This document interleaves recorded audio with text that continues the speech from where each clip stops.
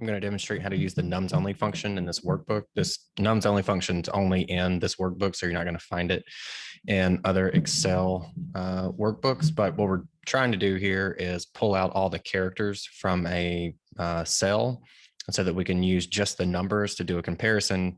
And in this example, we're looking at is an employee also set up as a vendor, where the case is that the employee has himself set up as a vendor so that they can get paid from the company to the vendor and take the money home with them. So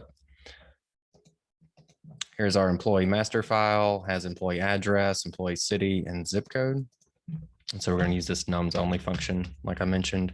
And you can see that it is specific to this workbook because it's all lowercase. You can see number values all uppercase.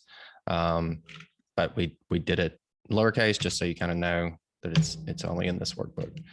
And so we want to pull out just the numbers in the PO box. So we want just the 47508. It's 47508. We'll pull it down to get the rest of them. And then we want to concatenate the nums only address with the zip code so that we get a unique key that we can compare to the vendor master, where we do the same process and see where we might have some hits. So we'll pull that down. And I'm not going to walk through it on the vendor master, but we do the exact same thing over here. Nums only function, concatenate function. All right. Now we need a way to compare this list of addresses that have been concatenated to this list that has been concatenated. So we're going to use a VLOOKUP. You can use an XLOOKUP or some other lookup function, but for the sake of this, we're going to use the VLOOKUP. So we can see this address is not in the vendor master. We pull it down. Okay, we see here that we have a match. 7050 Alabama Court, Northport.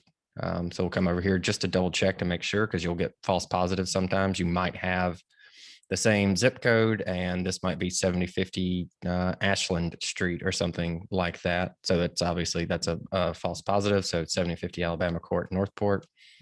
Come to our vendor master, 7050 Alabama Court, Northport. So we've got a hit. We have an employee with the same address as the vendor. And so now that's worth looking into to see if they've set themselves up. It could be the scenario where it's their significant other that lives, has a home business out of that same address or something to that effect. So there will be false positives, but there's a quick and easy way to do a conflict of interest test for vendors.